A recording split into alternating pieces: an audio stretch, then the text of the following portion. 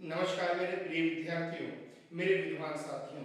मैं आपका दोस्त, आपका भाई, आपका मार्गदर्शक आशीष शर्मा काव्य क्लासेस के ऑनलाइन मंच पर आप सभी का स्वागत करता हूं। दोस्तों, आज हम पढ़ रहे हैं राजस्थान जिला दर्शन के अंतर्गत नागौर जिला।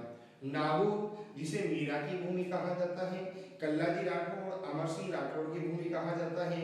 नागौर जो हमीमुद्दीन नागौरी के त्याग बलिदान के लिए जाना जाता है। नागौर जो धातु नगरी के रूप में और मध्यकालीन वैभव नगरी के रूप में जाना जाता है। तो कहा जाए तो नागौर जिला अपने अंतर्गत विविधताओं को समेटे हुए हैं। उन विविधताओं के बारे में हम चर्चा करेंगे आज काव्य क्लासेस के ऑनलाइन मंच पर। आप सभी का हार्दिक स्वागत है। ठीक दोस्तों, कल मैंने जब टोंक जिला पढ़ाया था तो दोस्तों दो प्रश्न पूछे थे और प्रश्न नंबर 1 ये था कि 1857 की क्रांति के समय टोंक रियासत का शासक कौन था। ठीक दोस्तों, इसके जो जवाब है वो है वजीरुद्दौला। दोस्तों, इस प्रश्न का जो उत्तर है वो है वजीरुद्दौला। और दोस्तों इस प्रश्न का उत्तर दिया है दोस्तों आपके झुंझुनू के विद्यार्थी परमजीत ने और दोस्तों रेखा कुमारी ने। दोनों को बहुत बहुत बधाई। अब दोस्तों हम शुरू करते हैं राजस्थान का नागौर जिला। एकदम क्लियर दोस्तों? ठीक। अब दोस्तों नागौर जिला अजमेर संभाग के अंतर्गत आता है और हम अजमेर संभाग के 3 जिले पढ़ चुके हैं। एक तो अजमेर, भीलवाड़ा और टोंक। और दोस्तों आज पढ़ रहे हैं हम नागौर जिला। ठीक दोस्तों, फिर वही बात आती है कि नागौर जिला प्राचीन काल में मतलब पूर्व में या आजादी से पहले या ब्रिटिश काल में, क्लियर, जो नागौर जिला है ये प्राचीन काल में या पूर्व में, ठीक, या आजादी से पहले किस रियासत में आता था। तो दोस्तों ध्यान रखना, इस नागौर जिले पर प्राचीन काल में 2 राजवंशों का अधिकार रहा है। ठीक दोस्तों, यहाँ एक तो चौहान राजवंश का अधिकार रहा, अर्थात ये नागौर क्षेत्र चौहान राजवंश के अधीन रहा। ठीक, और दोस्तों आप सब जानते हैं कि जो चौहान वंश है इसकी उत्पत्ति हुई थी दोस्तों आपके सांभर में। तो दोस्तों एक तो नागौर चौहान वंश के अधीन रहा और दोस्तों कालांतर में जो नागौर है ये राठौड़ वंश के अधीन रहा। तो इसका मतलब जो नागौर क्षेत्र है इसने 2 राजवंशों का शासनकाल देखा है। एक तो चौहान वंश का देखा है और दोस्तों इसने एक राठौड़ वंश का शासनकाल देखा है। एकदम क्लियर दोस्तों, 2 बातें। फिर बात आती है कि जो नागौर है ये नागौर वर्तमान में किस संभाग में आता है। पूछा जाए कि जो नागौर है ये नागौर वर्तमान में किस संभाग में आता है, तो दोस्तों आप क्या बताओगे कि जो नागौर जिला है ये वर्तमान में आता है अजमेर संभाग में। क्लियर? और दोस्तों पिछले वीडियो में मैं अजमेर संभाग के जिले बता चुका हूं। अभी ना को अजमेर, भीलवाड़ा, नागौर और टोंक। ठीक, अच्छा दोस्तों पूछा जाता है कि जो नागौर है इस नागौर की भौगोलिक स्थिति क्या है। अगर आपसे पूछ लिया जाए कि नागौर की भौगोलिक स्थिति क्या है तो दोस्तों आप क्या बताएंगे कि जो नागौर है ना ये नागौर आपके पश्चिमी राजस्थान में आता है। क्लियर दोस्तों, जो नागौर है ये नागौर आपके कहां आता है, पश्चिमी राजस्थान में आता है। एकदम क्लियर दोस्तों, पूछा जाए कि जो नागौर है ये नागौर कहां आता है, पश्चिमी राजस्थान के मध्य में स्थित है। जो नागौर है ये कहां स्थित है, पश्चिमी राजस्थान के मध्य में स्थित है। एकदम क्लियर। आगे बढ़ दोस्तों पूछा जाएगा आपसे कि जो नागौर है इस नागौर का अक्षांशीय विस्तार कितना है। अगर पूछ लिया जाए कि नागौर जिले का अक्षांशीय विस्तार कितना है तो आप क्या बताओगे, 26 डिग्री 25 मिनट से 26 डिग्री 25 मिनट से 27 डिग्री 40 मिनट, 26 डिग्री 25 मिनट से 27 डिग्री 40 मिनट उत्तरी अक्षांश। क्लियर? जो नागौर है ये 26 डिग्री 25 मिनट से 27 डिग्री 40 मिनट उत्तरी अक्षांश के मध्य स्थित है। ठीक, और पूछा जाए कि जो नागौर है इस नागौर का देशांतरीय विस्तार कितना है।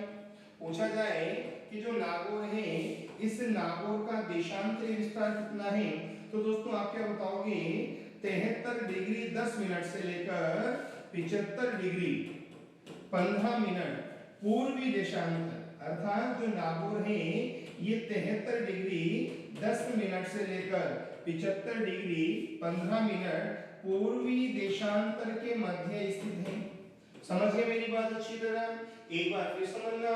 नागौर जिला किस संभाग में आता है? अजमेर संभाग में। एकदम क्लियर। नागौर पर प्राचीन काल में किसका अधिकार रहा? एक तो चौहान वंश का अधिकार रहा था और एक राठौर वंश का। अर्थात नागौर ने दो राजवंशों का शासन काल देखा है, एक तो चौहान वंश का और एक राठौर वंश का। अच्छा, नागौर की भौगोलिक स्थिति क्या है? तो आप क्या बताओगे कि जो नागौर जिला है ये पश्चिमी राजस्थान के मध्य में स्थित है। अक्षांश और देशांतरीय विस्तार आपको हर जिले का याद करना है, लिख के रखना दोस्तों, ये बहुत काम के हैं। तो पूछा जाए कि नागौर जिले का अक्षांश विस्तार कितना है, तो आप क्या बताओगे कि नागौर जिला 26 डिग्री 25 मिनट से 27 डिग्री 40 मिनट उत्तरी अक्षांश के मध्य स्थित है। एक बार फिर सुन लेना, नागौर जिला 26 डिग्री 25 मिनट से 27 डिग्री 40 मिनट उत्तरी अक्षांश के मध्य और 73 डिग्री 10 मिनट से 75 डिग्री 15 मिनट पूर्वी देशांतर के मध्य स्थित है। एकदम क्लियर कर रही हूं, चलो आगे। अच्छा, फिर बात आती है कि जो नागौर है इस नागौर का प्राचीन नाम क्या है? अगर पूछ लिया जाए कि जो नागौर है इस नागौर का प्राचीन नाम क्या है, तो दोस्तों ध्यान रखना, जो नागौर है इस नागौर को कहा जाता है अहिक्षत्रियपुर। पूछा जाए कि जो नागौर है इस नागौर को क्या कहा जाता है, तो आप क्या बताओगे? अहिक्षत्रियपुर। क्लियर दोस्तों, ध्यान रखना, नागौर को रियासत काल में अहिक्षत्रियपुर के नाम से जाना जाता था और अहिक्षत्रियपुर का वर्तमान नाम क्या है दोस्तों? नागौर। ठीक। अच्छा दोस्तों ध्यान रखना, ये जो अहिक्षत्रियपुर है ना, ये अहिक्षत्रियपुर अर्थात नागौर क्या रहा था? राजधानी। दोस्तों जो अहिक्षत्रियपुर है यह अहिक्षत्रियपुर दोस्तों पहले क्या रहा था? राजधानी। और दोस्तों ध्यान रखना, यह अहिक्षत्रियपुर सांभर के चौहान वंश की, जो अहिक्षत्रियपुर है यह सांभर के चौहान वंश की क्या रहा था दोस्तों? राजधानी। अर्थात जो सांभर का चौहान वंश है इस सांभर के चौहान वंश की राजधानी क्या थी? अहिक्षत्रियपुर। और अहिक्षत्रियपुर का वर्तमान नाम क्या है? नागौर। समझ जाओगे ना, नागौर जिले का प्राचीन नाम क्या है? अहिक्षत्रियपुर। और अहिक्षत्रियपुर क्या रहा था? सांभर के चौहान वंश की राजधानी। समझ जाओगे अच्छी तरह। चलो दोस्तों आगे चलते हैं। अच्छा, अब एक बात दोस्तों याद रखना कि जो सांभर का चौहान वंश है, एक बार आप याद रखना अच्छी तरह दोस्तों, जो सांभर है ना, इस सांभर में कौन सा वंश हुआ था? चौहान वंश। ठीक, ध्यान रखना दोस्तों, जो सांभर है इस सांभर में कौन सा वंश हुआ था? चौहान वंश। ठीक, और पूछा जाए कि सांभर के चौहान वंश का संस्थापक कौन है, तो आप क्या बताओगे? वासुदेव चौहान। आपसे पूछ लिया जाए कि सांभर के चौहान वंश का संस्थापक कौन है? वासुदेव चौहान। एकदम क्लियर। अच्छा दोस्तों एक बात और याद रखना, थोड़ी सामान्य जानकारी दे रहा हूं। ठीक, अच्छा बात है कि सांभर को प्राचीन काल में किस नाम से जाना जाता था, तो आप क्या बताओगे? सपादलक्ष। सांभर को प्राचीन काल में किस नाम से जाना जाता था? सपादलक्ष। और सपादलक्ष का मतलब क्या होता है? 1.25 लाख गांवों का समूह। सांभर का प्राचीन नाम क्या बताओगे? सपादलक्ष। और सपादलक्ष का मतलब क्या होता है? 1.25 लाख गांवों का समूह क्या कहलाता है? सपादलक्ष कहलाता है। एकदम क्लियर। अच्छा दोस्तों बात आती है कि वासुदेव चौहान सांभर के चौहान वंश का संस्थापक था, इस बात का उल्लेख कहां किया गया है, तो आप क्या बताओगे कि बिजोलिया शिलालेख। दोस्तों इस बात का उल्लेख कहां किया गया है? बिजोलिया शिलालेख। बिजोलिया शिलालेख में इस बात का उल्लेख किया गया है कि वासुदेव चौहान ही सांभर के चौहान वंश का संस्थापक था। समझ जाओगे। एक बार फिर समझना अच्छी तरह दोस्तों। ठीक, नागौर का प्राचीन नाम अहिक्षत्रियपुर। अहिक्षत्रियपुर दोस्तों किसकी राजधानी रही थी? सांभर के चौहान वंश की। अब अगर ये सांभर के चौहान वंश की राजधानी रही तो सांभर का प्राचीन नाम सपातदक्ष। सपातदक्ष का मतलब क्या होता है? 1.25 लाख गांव का समूह। और वासुदेव चौहान सांभर के चौहान वंश का संस्थापक था। ये बात कहाँ लिखी हुई है? बिजोरिया शिलालेख में। कहाँ लिखी हुई है? बिजोरिया शिलालेख में। एकदम क्लियर? अच्छा दोस्तों, तो यहाँ तक एकदम क्लियर है दोस्तों? चले आगे। ठीक। अच्छा दोस्तों, थोड़ी सी नॉलेज इस बिजोरिया शिलालेख की भी ले लेते हैं ताकि दोस्तों मन में डाउट नहीं रहेगा, न तो मेरे रहेगा न आपके रहेगा। ठीक। पूछा जाए दोस्तों कि जो बिजोरिया शिलालेख है, इस बिजोरिया शिलालेख का संस्थापक कौन है? अगर पूछ लिया जाए कि बिजोरिया शिलालेख का संस्थापक कौन है, तो आप क्या बताओगे? लोला। जो बिजोरिया शिलालेख है, इस बिजोरिया शिलालेख का संस्थापक कौन है? लोला। ठीक। अच्छा, पूछा जाएगा कि बिजोरिया शिलालेख की स्थापना कब हुई थी? पूछ लिया जाए कि बिजोरिया शिलालेख की स्थापना कब हुई थी, तो आप क्या बताओगे? 5 फरवरी 1170 को हुई थी। क्लियर? थोड़ी सी जानकारी दूंगा बिजोरिया शिलालेख की, मेरे मन में नहीं रह जाए दोस्तों। क्लियर? समझना। बिजोरिया शिलालेख का संस्थापक लोला। स्थापना कब हुई थी? 5 फरवरी 1170 को। पूछा जाए कि बिजोरिया शिलालेख किस नदी के निकट है, तो आप क्या बताओगे कि बिजोरिया शिलालेख कुटिला नदी के निकट है। जो बिजोरिया शिलालेख है वो किस नदी के निकट है? कुटिला नदी के निकट है। एकदम क्लियर? अच्छा, पूछ लिया जाए कि बिजोरिया शिलालेख किसे समर्पित है? पूछ लिया जाए कि बिजोरिया शिलालेख किसे समर्पित है, तो दोस्तों आप क्या बताओगे कि बिजोरिया शिलालेख जैन धर्म के 23वें तीर्थंकर पार्श्वनाथ को समर्पित है। जो बिजोरिया शिलालेख है ये जैन धर्म के 23वें तीर्थंकर पार्श्वनाथ को समर्पित है। अच्छा, पूछा जाएगा कि जो बिजोरिया शिलालेख है, पूछा जाएगा आपसे कि जो बिजोरिया शिलालेख है, इस बिजोरिया शिलालेख का रचनाकार कौन है? तो दोस्तों ये प्रश्न आए हुए हैं, तो आप क्या बताओगे कि गुणभद्र। कौन है दोस्तों? गुणभद्र। गुणभद्र को बिजोरिया शिलालेख का रचनाकार कहा जाता है। और पूछ लिया जाए कि बिजोरिया शिलालेख का लेखक कौन है? पूछ लिया जाए कि बिजोरिया शिलालेख का लेखक कौन है जिन्होंने इसे पत्थर पर लिखा, तो आप क्या बताओगे कि 3 व्यक्ति थे। एक का नाम केशव, एक का नाम महेश और एक का नाम गोविंद। केशव, महेश और गोविंद, इन्हें कहा जाता है बिजोरिया शिलालेख का निर्माता, मतलब लेखक। समझ जाओगे? एक बार फिर समझना। ठीक दोस्तों, मैं देखो साथ में लेके चलूंगा और लिंक बना के पढ़ाऊंगा, आपके लिए बहुत उपयोगी होगा। ठीक। अच्छा, नागौर का प्राचीन नाम ऐक्षत्रियपुर। किसकी राजधानी थी? सांभर के चौहान वंश की। 2 बातें क्लियर? और सांभर का चौहान वंश का संस्थापक कौन? वासुदेव चौहान। सांभर का प्राचीन नाम सपातदक्ष। और दोस्तों वासुदेव चौहान सांभर के चौहान वंश का संस्थापक है। ये बात किस शिलालेख में लिखी हुई है? बिजोरिया शिलालेख में। और बिजोरिया शिलालेख का निर्माता लोला। स्थापना कब हुई थी? 5 फरवरी 1170 को। अच्छा, बिजोरिया शिलालेख किस नदी के निकट है? कुटिला नदी के निकट। किसको समर्पित है? पार्श्वनाथ को। रचनाकार कौन है? गुणभद्र। लेखक कौन है? केशव, महेश और गोविंद। एकदम क्लियर? चले आगे। चलो दोस्तों, अच्छा फिर बात आती है कि जो नागौर जिला है, इस नागौर जिले का क्षेत्रफल कितना है? अगर पूछा जाए कि जो नागौर जिला है, इस नागौर जिले का क्षेत्रफल कितना है? एकदम क्लियर?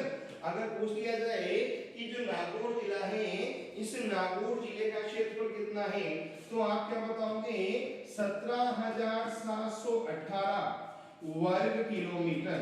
पूछा जाए कि नागौर जिले का क्षेत्रफल कितना है? 17,718 वर्ग किलोमीटर। अब अगर इस क्षेत्रफल को हम मील में चेंज करते हैं तो ये आ जाएगा 6,841 वर्ग मील। कितना आ जाएगा दोस्तों? 6,841 वर्ग मील। समझ जाओगे?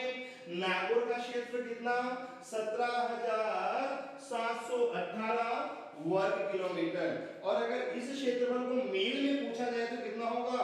6841 वर्ग मील। अच्छा दोस्तों, 1 मील बराबर होता है 1.609, मतलब लगभग 1600 मीटर के आसपास का 1 मील होता है लगभग। एकदम क्लियर। अच्छा दोस्तों, पूछा जाए कि जो नागौर है, इस नागौर की जनसंख्या कितनी है। पूछ लिया जाए कि नागौर की जनसंख्या कितनी है, तो आप क्या बताओगे? 33,07,741। क्लियर। वर्ष 2011 के अनुसार नागौर जिले की जनसंख्या कितनी है? 33,07,741। समझ जाओगे ना? वर्ष 2011 के अनुसार नागौर जिले की जनसंख्या कितनी बताओगे आप? 33,07,741। अच्छा दोस्तों, अगर पूछ लिया जाए कि नागौर जिले का वर्ष 2011 के अनुसार जनसंख्या घनत्व कितना है, तो आप क्या बताओगे? 187 व्यक्ति प्रति वर्ग किलोमीटर। कितना बताओगे? 187 व्यक्ति प्रति वर्ग किलोमीटर। तीन बातें क्लियर। क्षेत्रफल 17,718 वर्ग किलोमीटर। मील में कितना बताओगे? 6,841 वर्ग मील। क्षेत्र। अच्छा दोस्तों, जनसंख्या कितनी बताओगे? 2011 के अनुसार 33,07,741। क्लियर। अच्छा, जनसंख्या घनत्व कितना बताओगे? 187 व्यक्ति प्रति वर्ग किलोमीटर। चलो आगे, एकदम क्लियर यहां तक। अच्छा दोस्तों, फिर बात आती है कि जो नागौर है, जो नागौर है, इस नागौर को किन नामों से जाना जाता है? इस नागौर जिले के दोस्तों दो उपनाम हैं। इस नागौर जिले के दो उपनाम हैं दोस्तों। एक तो इस नागौर को कहा जाता है धातु नगरी। जो नागौर है ना, इस नागौर को कहा जाता है धातु नगरी। और दोस्तों, नागौर का एक नाम है मध्यकालीन वैभव नगरी। नागौर का एक नाम क्या है? धातु नगरी। और एक नाम क्या है? मध्यकालीन वैभव नगरी। समझ जाओगे ना? दो नाम हो गए, एक तो धातु नगरी और एक मध्यकालीन वैभव नगरी। एकदम क्लियर। चलो आगे भी हो। ठीक। फिर दोस्तों बात आती है कि जो नागौर जिला है, इस नागौर जिले में दोस्तों कौन सी नदियां प्रवाहित होती हैं? तो दोस्तों ध्यान रखना, नागौर जिले में ऐसे तो कोई नदियां प्रवाहित नहीं होती है, कोई विशेष नदियां प्रवाहित नहीं होती हैं, क्योंकि पश्चिमी राजस्थान में है तो शुष्क जिले में आता है। ठीक। फिर दोस्तों इस जिले में दो नदियां सामान्य रूप से प्रवाहित होती हैं। क्लियर। और दोस्तों एक नदी का नाम है लूणी। क्या नाम है? लूणी नदी। जो एक नदी है इसका नाम तो है लूणी नदी। एकदम क्लियर। नागौर जिले में दो नदियां हैं, एक का नाम तो है लूणी नदी और दोस्तों एक नदी का नाम है हरसोर नदी। तो दोस्तों नागौर जिले में दो नदियां हैं, एक तो लूणी और एक हरसोर नदी। अच्छा, आप सब जानते हैं ना, लूणी नदी का उद्गम कहां से होता है? नाग पहाड़ से, अजमेर से। जो लूणी नदी है, इस लूणी नदी का जो उद्गम है दोस्तों, पूछ लिया जाए आपसे कि जो लूणी नदी है, इस लूणी नदी का उद्गम कहां से होता है, तो आप क्या बताओगे कि लूणी नदी का उद्गम होता है नाग पहाड़ी से। और नाग पहाड़ी कहां आती है? अजमेर में। कहां आती है दोस्तों? अजमेर में। ठीक दोस्तों, उद्गम स्थान पर इस लूणी को कहा जाता है सरगावती। क्लियर। उद्गम स्थान पर इस लूणी को क्या कहा जाता है? सरगावती कहा जाता है। एकदम क्लियर। और दोस्तों जो लूणी नदी है ना, ये लूणी नदी पाली जिले में भी प्रवाहित होती है। और दोस्तों पाली जिले में इस लूणी नदी का जो प्रवाह क्षेत्र है उसे कहा जाता है गौड़ प्रदेश। क्लियर। तो पूछा जाए गौड़ प्रदेश क्या है, तो पाली जिले में लूणी नदी का प्रवाह क्षेत्र गौड़ प्रदेश के नाम से जाना जाता है। उद्गम स्थान पर लूणी नदी सरगावती कहलाती है और उद्गम कहां से होता है? नाग पहाड़ अजमेर से। एकदम क्लियर। तो नागौर जिले में दो नदियां प्रवाहित होगी, एक तो लूणी और एक हरसोर नदी। अच्छा दोस्तों, लूणी नदी का उद्गम क्या बताओगे? नाग पहाड़ अजमेर। उद्गम स्थल पर लूणी को क्या कहा जाता है? सरगावती। क्लियर। अच्छा, पाली जिले में लूणी नदी का प्रवाह क्षेत्र क्या कहलाता है? गौड़ प्रदेश। और ये बात आप सब जानते हो कि इसे आधी खारी आधी मीठी नदी के नाम से भी जाना जाता है। बालोतरा बाड़मेर से दोस्तों ये खारी नदी के रूप में परिवर्तित हो जाती है। इस पर चर्चा दोस्तों हम बाद में करेंगे। एकदम क्लियर। अच्छा, फिर बात आती है कि जो नागौर जिला है, इस नागौर जिले में कौन कौन सी जिले हैं। दोस्तों जो नागौर जिला है, इस नागौर जिले में कौन कौन सी जिले हैं, इस पे हम चर्चा करते हैं। तो दोस्तों ध्यान रखना, नागौर जिले में जो एक झील है ना, उसका नाम है डीडवाना। ठीक दोस्तों, जो नागौर जिला है यहाँ एक झील है डीडवाना झील। ठीक दोस्तों, नागौर जिले में साहब आपके एक झील और है और उसका नाम है भैरोदा झील। क्या नाम है दोस्तों? भैरोदा झील। एक तो है डीडवाना झील, एक है भैरोदा झील और दोस्तों एक है हरसोद झील। तो नागौर जिले में 3 जिले हैं, डीडवाना, भैरोदा और हरसोद। और इनमें जो सर्वाधिक प्रसिद्ध झील है वो कौन सी है? डीडवाना। अच्छा, फिर बात आती है कि डीडवाना झील प्रसिद्ध क्यों है? डीडवाना झील प्रसिद्ध क्यों है? नमक के उत्पादन के लिए। किसके उत्पादन के लिए? नमक के उत्पादन के लिए। लेकिन दोस्तों ध्यान रखना, जो डीडवाना झील है ना, यहाँ से सोडियम क्लोराइड का उत्पादन नहीं होता है। ध्यान रखना, डीडवाना झील से सोडियम क्लोराइड का उत्पादन नहीं किया जाता है। दोस्तों यहाँ से तो सोडियम सल्फेट का उत्पादन होता है। ध्यान रखना दोस्तों, जो डीडवाना झील है यहाँ से सोडियम क्लोराइड नहीं, सोडियम सल्फेट का उत्पादन होता है। एकदम क्लियर। दोस्तों ध्यान रखना, डीडवाना झील नमक उत्पादन के लिए प्रसिद्ध है, किंतु डीडवाना झील से सोडियम क्लोराइड मतलब खाद्य श्रेणी का नमक उत्पादित नहीं किया जाता है। यहाँ तो अखाद्य श्रेणी का नमक उत्पादित होता है जिसे हम सोडियम सल्फेट कहते हैं। और दोस्तों यहाँ से जो नमक होता है ना, वह नमक किसमें आता है? अखाद्य श्रेणी में। दोस्तों यहाँ जो नमक उत्पादन होता है वह किस श्रेणी में आता है? अखाद्य श्रेणी में आता है। ठीक। अच्छा, पूछ लिया जाए कि डीडवाना में नमक उत्पादन का कार्य कौन सी संस्था करती है, तो आप क्या बताओगे? देवल संस्था, अर्थात देवल नामक संस्था। देवल नामक संस्था डीडवाना नागौर में नमक उत्पादन का कार्य करती है। समझ जाओगे अच्छी तरह। फिर समझना, नागौर में कितनी नदियां हैं? 2, लूनी और हरसोद। लूनी का उद्गम कहां से बताओगे? नाग पहाड़ अजमेर से। अच्छा, लूनी को उद्गम स्थल पर क्या कहा जाता है? सरगावती। और लूनी का प्रवाह क्षेत्र गौड़ प्रदेश। क्लियर। अच्छा, नागौर में कितनी झीलें बताओगे भैया आप? 3 झीलें, डीडवाना, भैरोदा और हरसोद। डीडवाना झील सर्वाधिक प्रसिद्ध झील है क्योंकि यहाँ से उत्पादन होता है नमक का, लेकिन नमक भी कौन सा?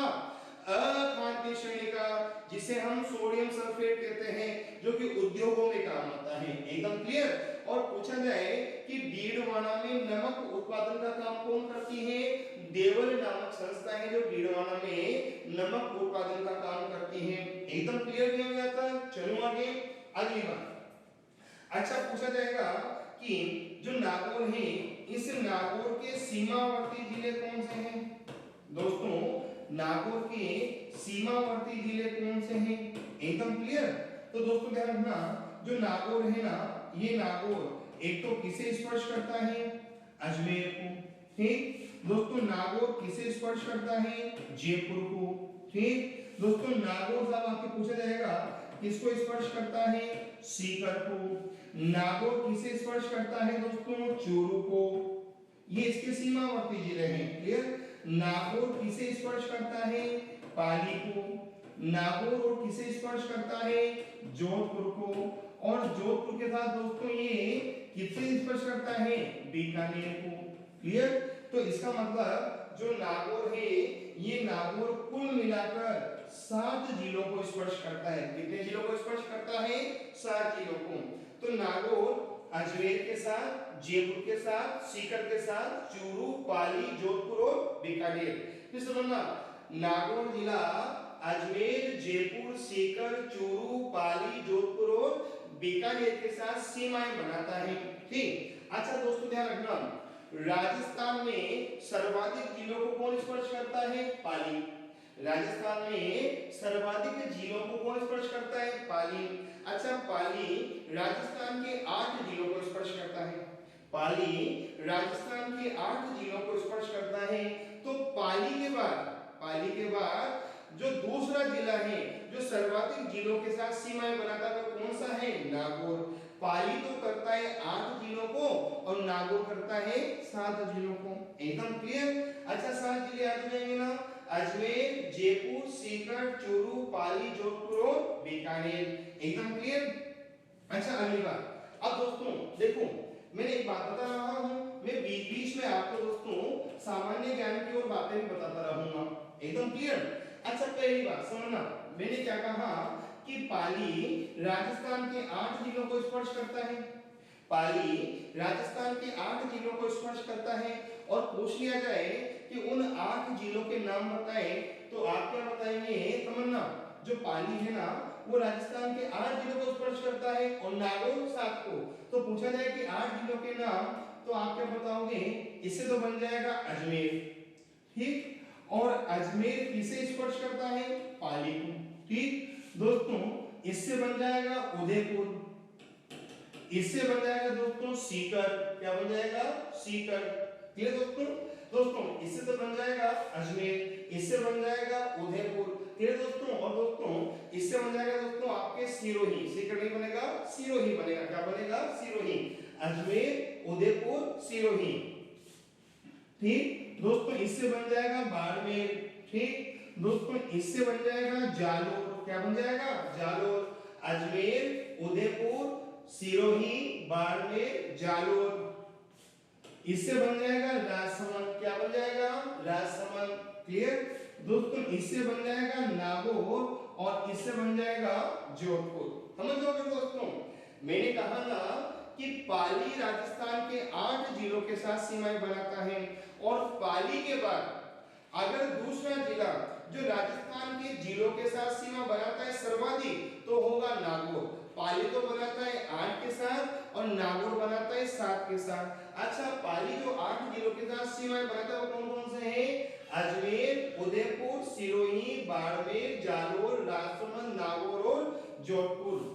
अजमेर, उदयपुर, सिरोही, बाड़मेर, जालोर, राजसमंद, नागौर और जोधपुर। समझ जाओगे ना?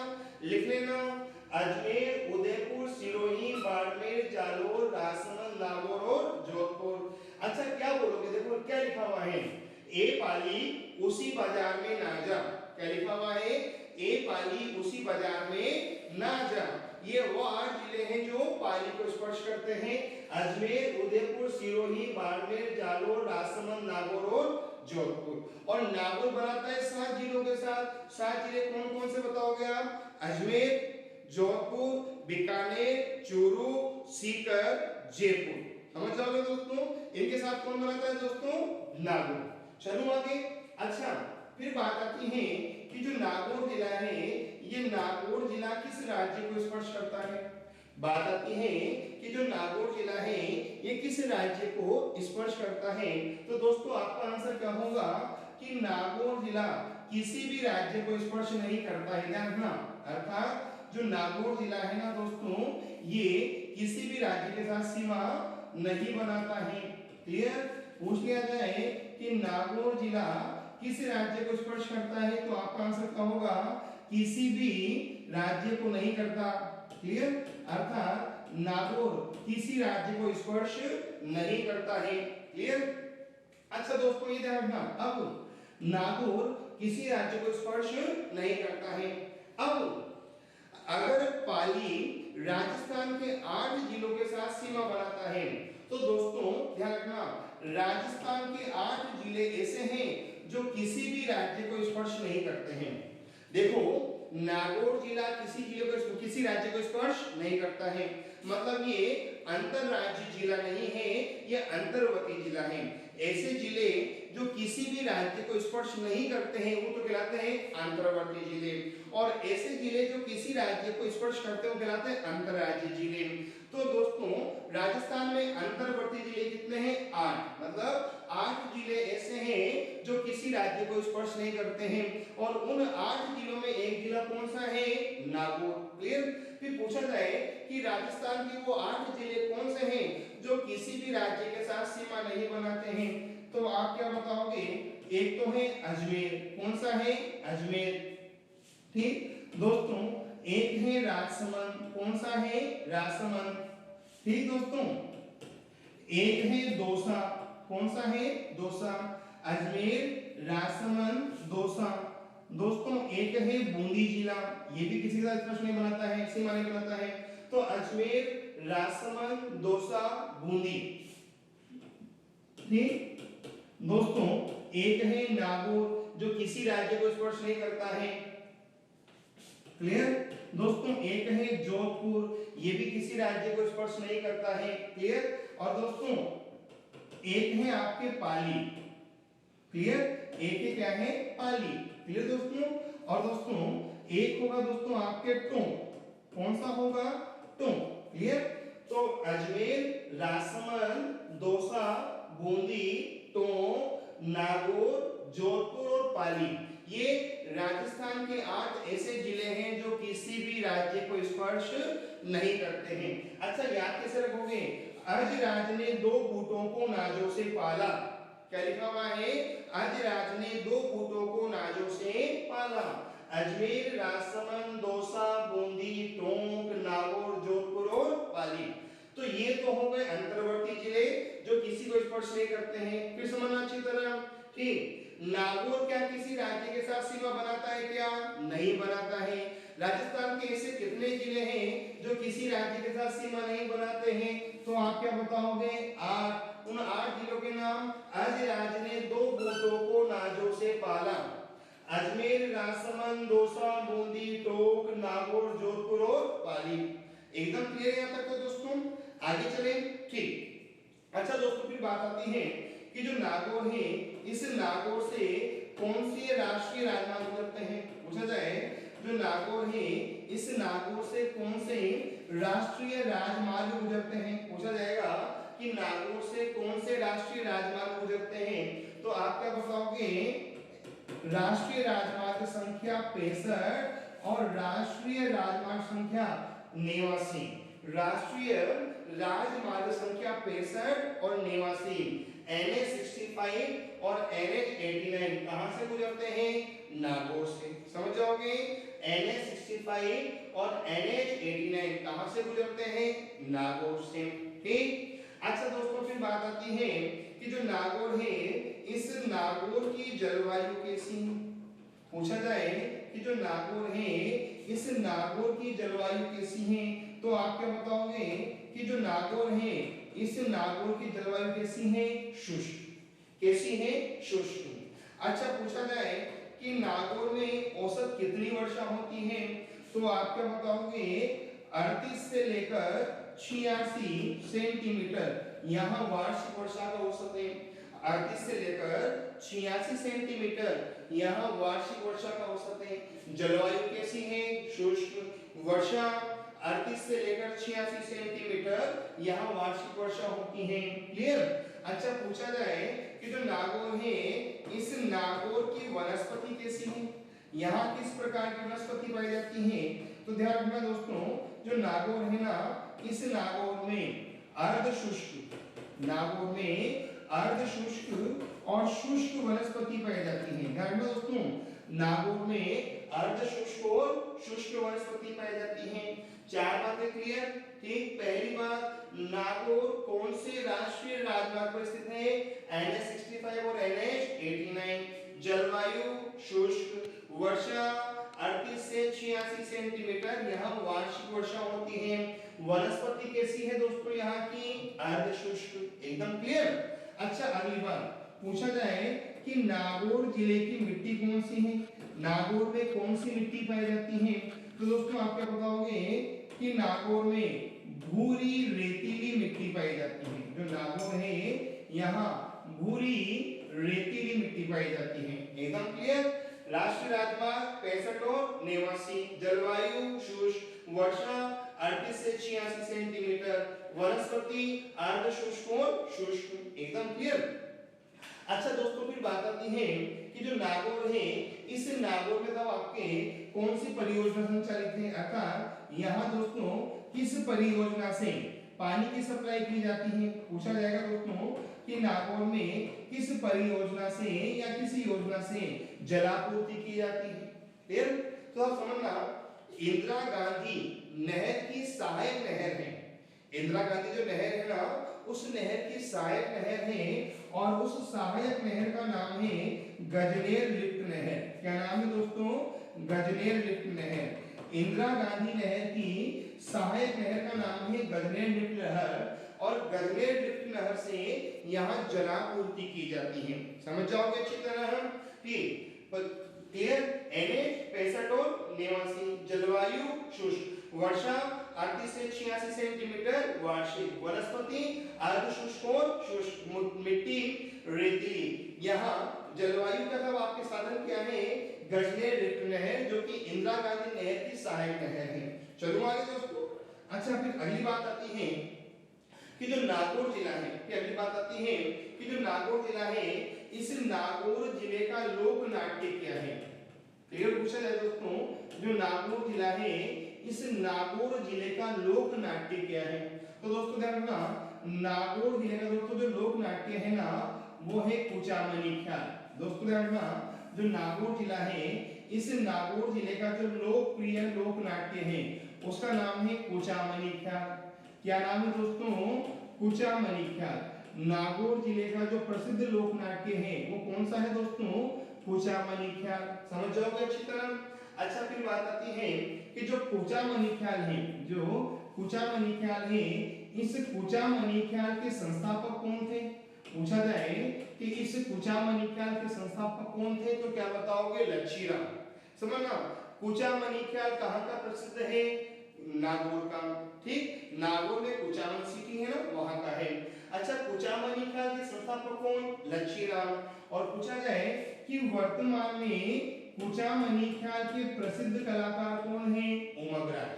वर्तमान में कुचामनी ख्याल के प्रसिद्ध कलाकार कौन है? उमगराज। समझ गए। नागौर का लोक नाट्य कौन सा बताओगे भैया? कुचामनी ख्याल।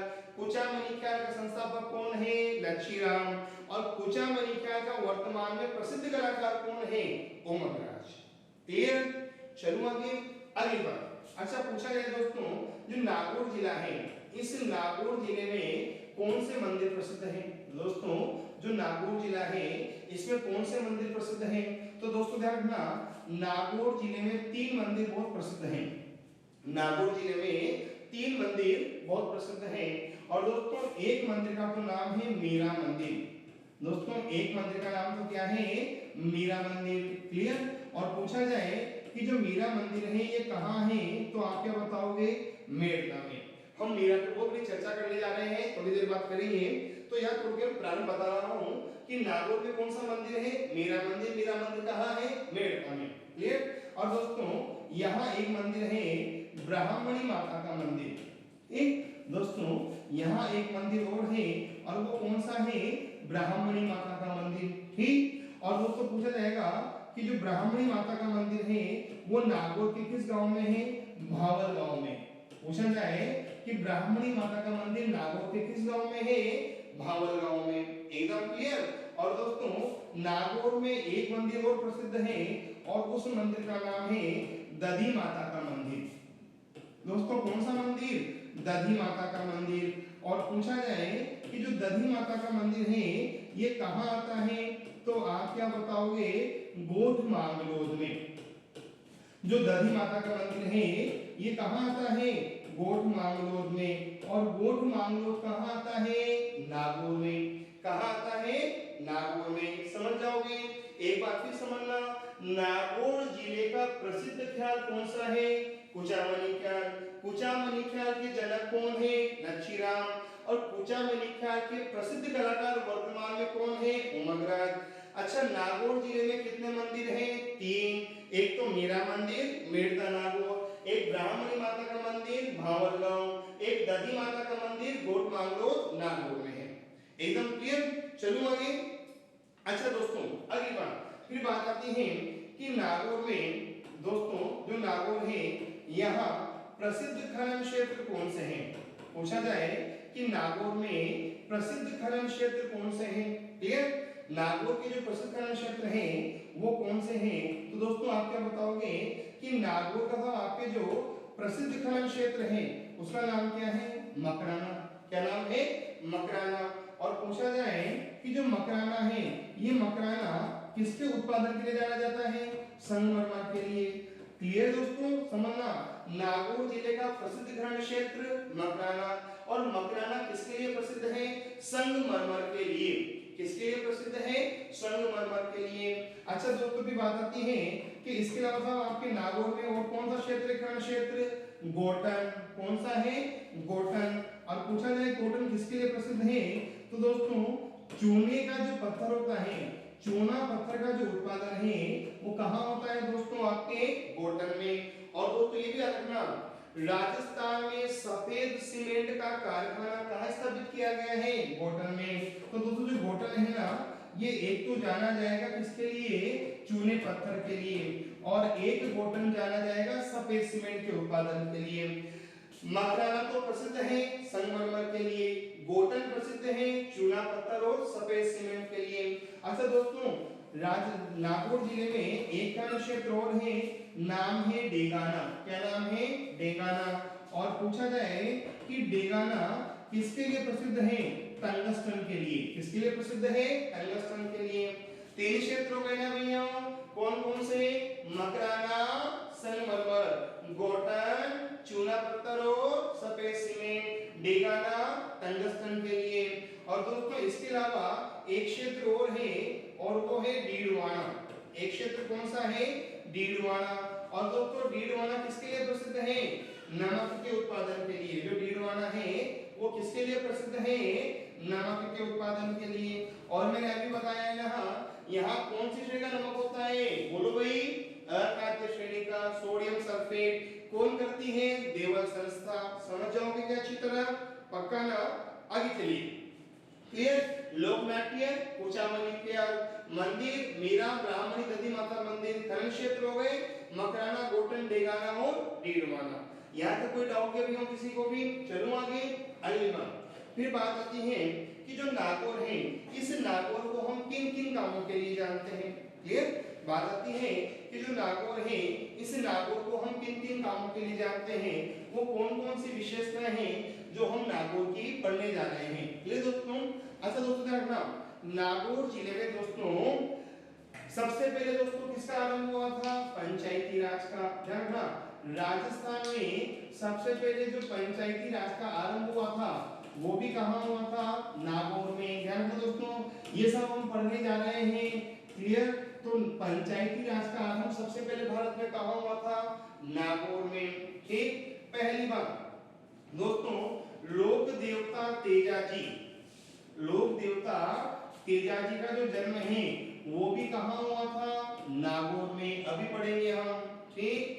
अच्छा दोस्तों अगली बात, लोक देवता कल्लाजी राठौर, लोक देवता कल्लाजी राठौर का जो जन्म है वो भी कहाँ हुआ था? नागौर में। एकदम क्लियर।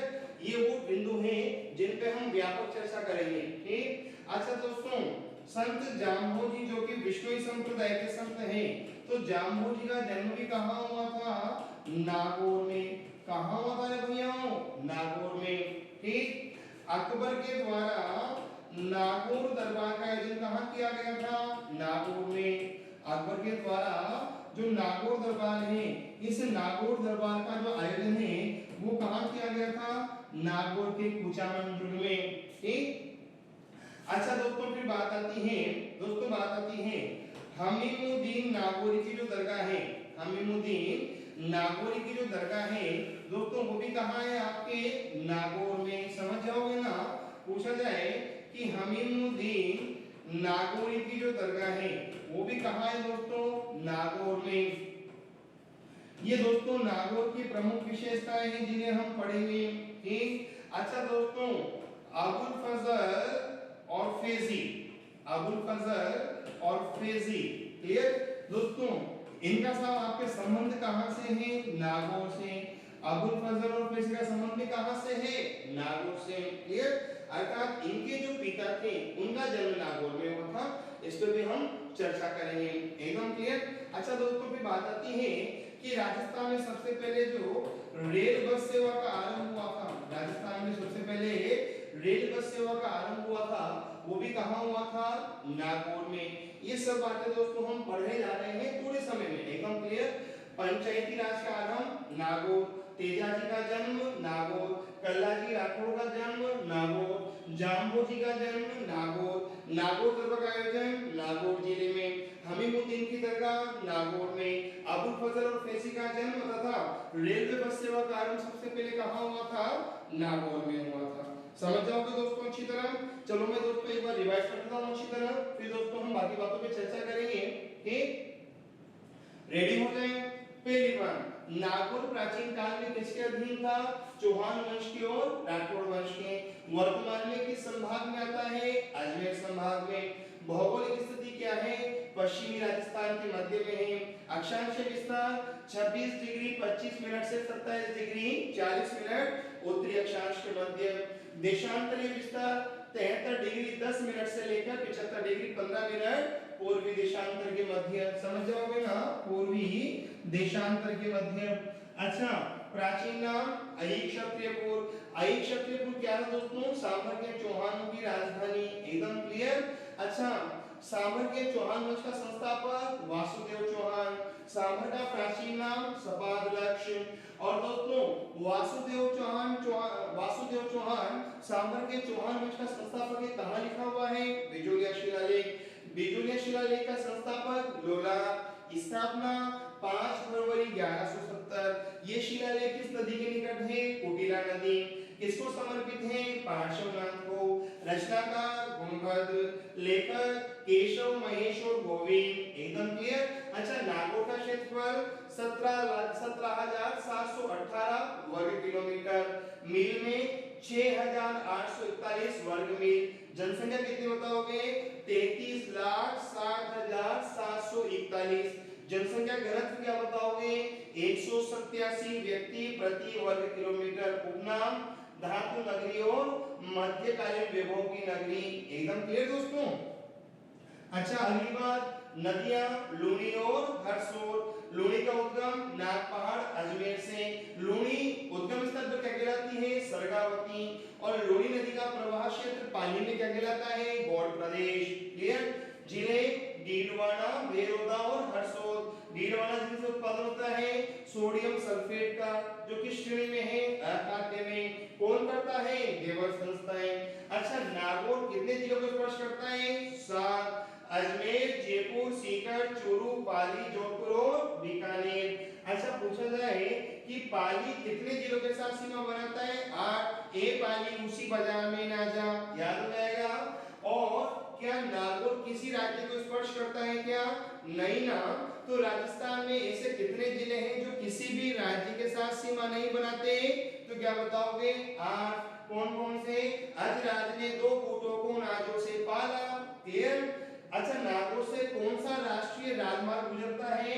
NH 65 और NH 89। जलवायु शुष्क। वर्षा 38 से 86 सेंटीमीटर। वनस्पति अर्ध शुष्क और शुष्क। मिट्टी भूरी रेतीली। परियोजना यहाँ गजनेर ड्रिफ्ट परियोजना से क्या किया जाता है दोस्तों? आपके जलापूर्ति की जाती है। यहाँ तक कोई डाउट? एकदम क्लियर। अच्छा, नागौर का लोक नाट्य कुशामनी ख्याल। अच्छा, जनक कौन? लक्ष्मीराम। वर्तमान कलाकार उमंगराज। अच्छा, नागौर में कितने मंदिर हैं? मीरा मंदिर, ब्राह्मणी मंदिर और दधी माता का मंदिर। ठीक। खनन क्षेत्र मकराना किसके लिए प्रसिद्ध है? संगमरमर के लिए। गोटन चूना पत्थर या सफेद सीमेंट के लिए। डेगाना टंगस्टन के लिए। डीडवाना नमक के लिए प्रसिद्ध है। एकदम क्लियर दोस्तों। ठीक। और नागौर जाना जाता है पंचायती राज के लिए, तेजाजी, कल्लाजी, जाम्बोजी के लिए, नागौर दरबार के लिए लिए, हमीमुद्दीन नागौरी, अबुल फजल के लिए और रेलवे बस सेवा के लिए। इन सब दोस्तों ये जो मैंने लिखा है ना, इन सब बातों पर हम चर्चा करेंगे अगले वीडियो पर। दोस्तों आज के लिए इतना ही बहुत है आपके लिए। उम्मीद करता हूँ आपको काफी क्लासेस का ये प्रयास सार्थक लगा होगा, सफल लगा होगा। अगर दोस्तों आपको हमारा प्रयास सफल लग रहा हो, सार्थक लग रहा हो, तो कमेंट के द्वारा हमें प्रेरित कीजिए। आपके द्वारा किए गए कमेंट हमारे लिए संजीवनी बूटी का कार्य करते हैं। दोस्तों शुक्रिया, धन्यवाद, थैंक यू दोस्तों।